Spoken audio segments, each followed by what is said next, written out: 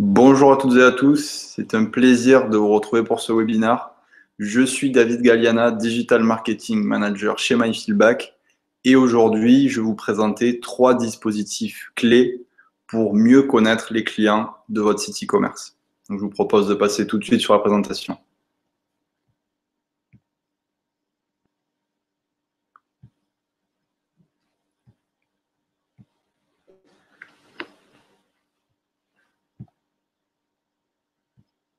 Alors, normalement, c'est bon.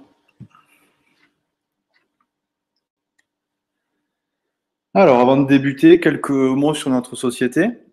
Donc, MyFeedback, c'est une solution SaaS qui permet de récupérer des informations sur vos clients via des questionnaires intelligents. Donc, pourquoi parle-t-on d'intelligence? Tout simplement parce que notre technologie, elle permet aux entreprises de poser la bonne question au bon moment sans perturber le parcours du client. Et notre technologie, elle va également permettre de déclencher des actions personnalisées en fonction de chaque réponse collectée. Et cette intelligence, dans l'art de capter de l'information sur vos clients, vous permet de conserver une base de données continuellement à jour, de mieux connaître vos clients et donc de délivrer des expériences qui les amèneront à vous recommander à leurs pairs et qui vous permettront de décupler vos ventes. Donc au sommaire aujourd'hui, nous découvrirons dans un premier temps à quel point le questionnaire intelligent est important en e-commerce et j'enchaînerai ensuite sur les 3 dispositifs clés pour mieux connaître vos clients. Allons-y. Donc la performance de votre site web, elle est essentielle au succès de votre e-commerce. Chaque client qui abandonne un panier, chaque visiteur qui navigue sur votre site web mais décide d'acheter chez un concurrent heurte votre performance, heurte votre chiffre d'affaires. Cependant, si vous pouvez comprendre pourquoi il quitte votre site et fixer rapidement le problème, vous serez en mesure d'augmenter instantanément vos revenus, votre chiffre d'affaires. Mais la question que je vous pose, c'est savez-vous vraiment pourquoi vos visiteurs quittent votre site aujourd'hui? Donc, vous pouvez passer des heures à regarder vos analytics, mais les meilleurs spécialistes du marketing, ils savent que les chiffres que vous trouverez dans votre outil d'analyse web, comme Google Analytics par exemple, ils apportent qu'une partie de l'histoire, de l'historique de votre visiteur. Et sans questionner vos clients, vous pouvez seulement faire des suppositions quant à ce qu'ils veulent vraiment. Et c'est à ce stade que le questionnaire intelligent entre en scène. C'est cet outil qui vous permet de poser des questions à vos visiteurs en temps réel en fonction de leur comportement. Et vous pouvez enfin savoir qui ils sont, ce qu'ils cherchent ou pourquoi ils ne sont pas tout à fait prêts à acheter. Ces micro-questionnaires que vous allez pouvoir lancer au bon moment représentent aujourd'hui la meilleure façon de comprendre ce dont les visiteurs ont besoin et ce qu'ils attendent de votre site lorsqu'ils font leurs achats. Donc si je résume ce que je viens de dire, le questionnaire intelligent permet de transformer le feedback de vos clients en source de business et donc de booster votre retour sur investissement. Pour ça, vous disposez de nombreuses opportunités pour interroger le visiteur. Sur les pages où votre taux de rebond est élevé, quand il a l'intention de quitter ou lorsqu'il quitte votre site, s'il reste inactif un certain temps sur une page produit, s'il atterrit sur une page d'erreur 404, et ce ne sont pas les seuls. Et les retours clients précieux que vous allez collecter, ils vous permettront de découvrir des problèmes liés à l'expérience client, des problèmes liés à la confiance, la réassurance, des opportunités de cross-sell, d'upsell, de promotion, des opportunités pour faire évoluer votre catalogue de produits et donc, bien sûr, une opportunité majeure pour décupler la croissance de votre e-commerce. Donc, passons maintenant à nos 3 dispositifs clés pour mieux connaître vos clients. Donc, pour chaque dispositif, je vous donnerai des précisions sur les supports à utiliser, dans quel timing et la durée idéale du questionnaire. J'enchaînerai par des exemples de questions à poser et des actions à déclencher en fonction des retours de vos clients.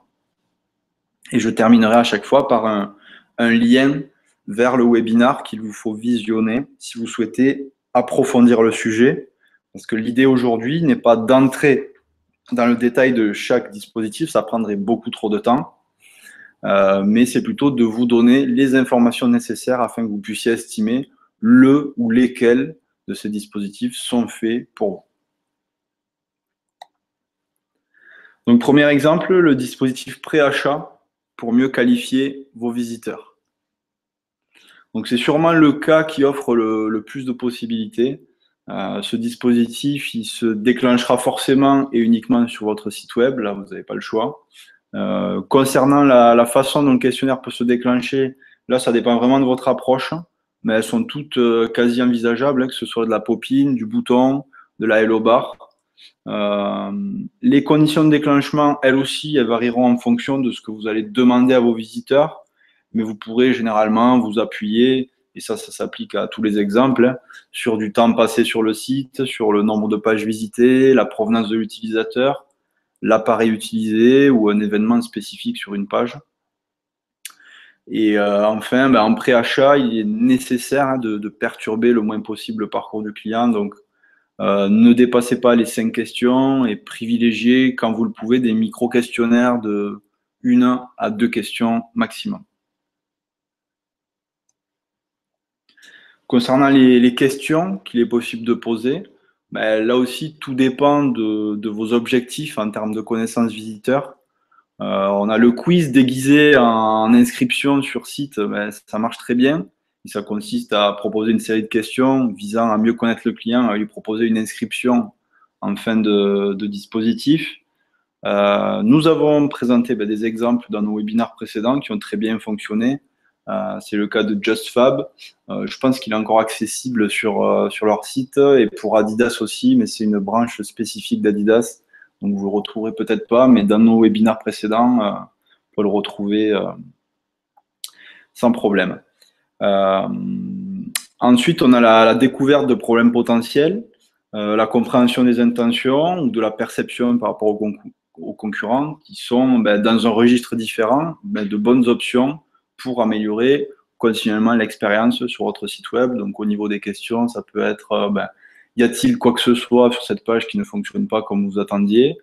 Ça peut être intéressant de la poser, celle-ci, sur des pages où vous avez un taux de rebond qui est assez élevé, ou sur des pages où il y a pas mal de contenu. Ensuite, il y a que veniez-vous faire sur notre site aujourd'hui? Ça, c'est plutôt des questions qu'on va poser en page d'accueil du site pour avoir des idées un peu de l'intention du visiteur aujourd'hui, savoir s'il vient pour acheter, s'il vient juste par curiosité pour regarder. Et après, la dernière question, lequel de nos concurrents avez-vous pris en considération avant de choisir notre produit ou service? Là, ça peut être intéressant parce que souvent, on croit connaître tous les concurrents et des fois, ça peut arriver qu'on ait de bonnes surprises et de découvrir de nouveau et aller voir un peu ce qu'ils font de différent. Donc, concernant les exemples d'actions à déclencher, lors des quiz, vous récupérerez généralement l'email du répondant, ce qui vous permettra d'envoyer automatiquement des emails promotionnels ou de bienvenue ultra personnalisés. Et dans les autres cas, là aussi c'est systématique, ce sera pareil pour tous les exemples que je vais vous donner aujourd'hui, vous pourrez, même vous devrez déclencher des notifications automatiques qui enverront des rapports à vos équipes sur les réponses du visiteur afin qu'elles puissent prioriser les différentes améliorations sur votre site. Donc pour aller plus loin sur cette partie, si c'est vraiment la partie avant achat qui vous intéresse, je vous invite à découvrir le webinaire de Jérôme sur la qualification de votre audience e-commerce. Donc je prends 10 secondes là pour vous mettre le lien dans le chat.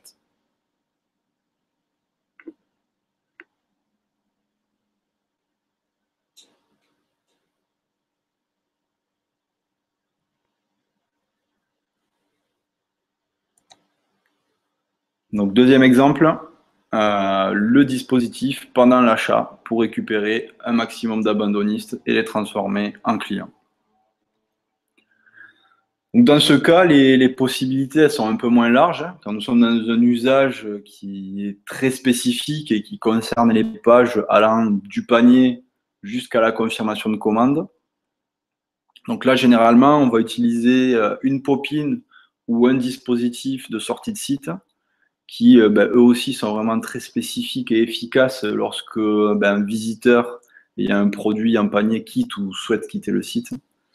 Voilà. Et dans cette partie, c'est toujours une partie délicate. Donc là, il faut limiter au maximum le nombre de questions, vraiment deux au maximum, et même des fois une seule question avec une sous-question, ça suffit amplement pour comprendre et déclencher des actions. Mais on va y venir. Donc concernant les questions à poser, dépendront un peu de votre approche, mais elles auront toutes le même objectif qui est de comprendre pourquoi votre visiteur ne finalise pas sa commande. Donc là, on a qu'est-ce qui vous aurait convaincu de valider votre achat aujourd'hui? Quelle a été votre plus grande inquiétude à propos de notre site web? Avez-vous des questions avant de compléter votre achat? Y a-t-il quelque chose qui vous empêche d'effectuer votre achat? Donc on voit qu'il y en a qui sont plutôt préventives, qu'on va peut-être même poser sans forcément que le visiteur ait l'intention de quitter. Et il y en a d'autres qu'on va vraiment déclencher au moment où on voit qu'il s'apprête à quitter le site. Donc concernant les exemples d'actions à déclencher, vous pourrez automatiquement envoyer par exemple un email promotionnel dans le cas où votre répondant estime que les frais de port sont trop élevés. Vous pouvez par exemple lui offrir les frais de port sur une durée limitée. Après, on a des emails de réassurance. Si le répondant ne se sent pas rassuré vis-à-vis de votre politique de livraison ou des moyens de paiement mis à sa disposition, vous pouvez par exemple déclencher un email mettant en avant votre fiabilité. Et bien sûr, des notifications internes, toujours dans le but de permettre à vos équipes de mettre en place des corrections sur le site. Donc là, pour aller plus loin sur cette partie, on va dire pendant l'achat, je vous invite à découvrir le webinaire d'Aurore sur la transformation d'un abandonniste en acheteur. Il est vraiment très très complet. On entre vraiment dans les détails. On va sur la plateforme. Donc je pense que si c'est une thématique qui vous intéresse, vous aurez de quoi être satisfait par ce webinaire. Pareil, je vous mets le lien dans le chat.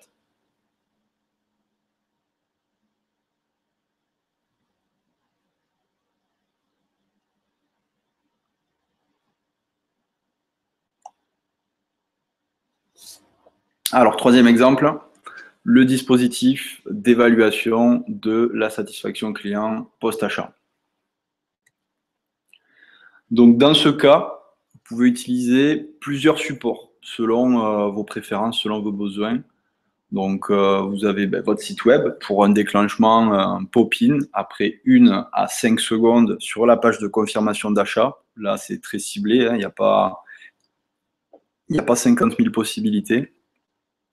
Ou sinon, vous avez le canal email ou SMS, sachant que par email, voilà, dans les deux cas, n'allez pas au-delà de J+2. Moi, je préfère même quand c'est vraiment au plus près possible de l'achat pour pas que vraiment avoir la réaction à chaud de votre client, parce que sinon, après, on a très, très vite fait d'oublier notre expérience. Donc concernant l'email, on a une fonctionnalité qui est vraiment super et qui plaît beaucoup aux clients parce qu'elle maximise vraiment le taux de réponse. C'est la première question intégrée dans le corps d'un email. Donc ça peut vraiment faire la différence. Et sinon, après, si vous passez par du SMS, on a deux approches, soit du link to web, c'est-à-dire que vous allez envoyer un SMS avec une phrase d'accroche et un lien qui va rediriger vers un questionnaire web, soit vous allez carrément établir la discussion via SMS en fait. Le répondant va répondre directement par SMS sous forme de discussion. Il va répondre au questionnaire sous forme de discussion. Donc les deux approches sont disponibles là aussi. Voilà, c'est à vous de voir celle que vous voulez préférer utiliser. Nous, chez nos clients, c'est plus la link to web qui marche le mieux, mais les deux peuvent être utilisés et sont utilisables. Ensuite, concernant la longueur du questionnaire. Ben là, généralement, vous pouvez être un peu plus gourmand en demande d'informations hein, sur ces dispositifs, mais bon, n'en abusez pas pour autant. Hein, le plus court, hein, moi, comme j'aime bien dire, le plus court sera toujours le mieux si vous voulez ben, maximiser les retours de vos clients. Et j'en profite là, si la fonctionnalité de questions intégrées dans le corps d'email vous intéresse, on a un webinar là aussi qui est dédié et même chose pour tout ce qui est SMS. Donc voilà, n'hésitez pas aussi à consulter nos webinars précédents. Alors concernant les questions possibles, vous pouvez utiliser de la satisfaction globale, ça c'est le CSAT, du Customer Effort Score pour vraiment évaluer l'effort client, l'effort qu'il a dû déployer, ou du Net Promoter Score. Donc là, on peut très bien retrouver les trois dans un seul questionnaire, hein, ça se fait sans problème. Parfois, on n'en retrouve qu'un seul ou 2 sur 3. Ça dépend vraiment des mesures que vous avez l'habitude et que vous souhaitez exploiter en interne. Là aussi, hein, si vous voulez encore plus de détails sur comment utiliser, comment exploiter, par exemple, le CES ou le NPS, j'ai fait 2 webinars là-dessus qui, je pense, pourront vous aider. Donc, concernant les exemples de déclenchement, là encore, les possibilités sont très larges. Hein. On va avoir l'envoi d'une alerte au service client. Si un score est inférieur à une certaine note, on envoie une alerte au service client pour signaler l'insatisfaction. On peut très bien imaginer aussi, si vous utilisez des outils comme Zendesk, de créer un ticket de réclamation dans Zendesk. On va pouvoir enrichir la fiche client dans le CRM avec l'ajout des scores de satisfaction, par exemple, dans Salesforce ou dans Adobe Campaign. On va pouvoir ajouter dans une liste marketing spécifique avec la création de listes en fonction du profil des répondants, que ce soit un promoteur, un détracteur, un neutre, voilà, pour déclencher des actions dans le futur. Et enfin, on va pouvoir inviter le client à délivrer un avis sur un site externe. Si j'identifie que la note est supérieure à un certain score, voilà, je vais lui proposer de donner son avis sur un site d'avis en ligne. Donc là encore, hein, pour aller plus loin sur cette partie post-achat, je vous invite à découvrir mon webinar sur l'évaluation de la satisfaction client post-achat où je rentre bien sûr beaucoup plus dans les détails. Donc là, pareil, je prends juste 10 secondes pour vous mettre le lien dans le chat.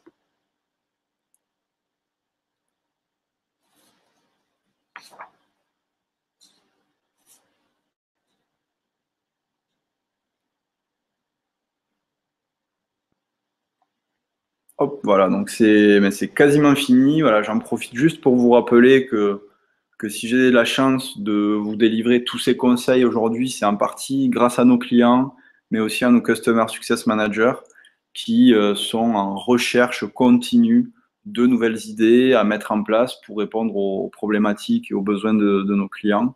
Et pour ceux que ça intéresse, je vous invite à vous rendre sur la page Success Stories de notre site web. Vous pourrez retrouver nos dernières études de cas clients. On a les dernières qui sont sorties, c'est dans l'ordre de Graines et à ma guise. On en a d'autres qui sortiront prochainement, mais là, c'est les 2 dernières. Donc, je vous invite à les télécharger si ce n'est pas encore fait. Voilà, merci à toutes et à tous d'avoir suivi le webinaire. Je reste à votre écoute, comme d'habitude, quelques minutes sur le chat, mais n'hésitez pas à venir échanger avec moi par email ou sur les réseaux sociaux si besoin. Voilà, ce sera toujours un plaisir pour moi de vous aider à atteindre vos objectifs. Et à ce sujet, je vous invite à visiter régulièrement notre blog. On continue à écrire, hein, même pendant les vacances, même pendant le mois d'août. Vous pouvez retrouver des articles, hein, mais aussi voilà, tous nos webinaires précédents, parce que je parle beaucoup. Je me suis rendu compte que j'ai pas mal parlé de webinaires précédents. Donc, si vous voulez tous les retrouver, voilà, ils sont dans la rubrique du blog qui s'appelle My Feedback Inside. Voilà, encore merci et à très très bientôt.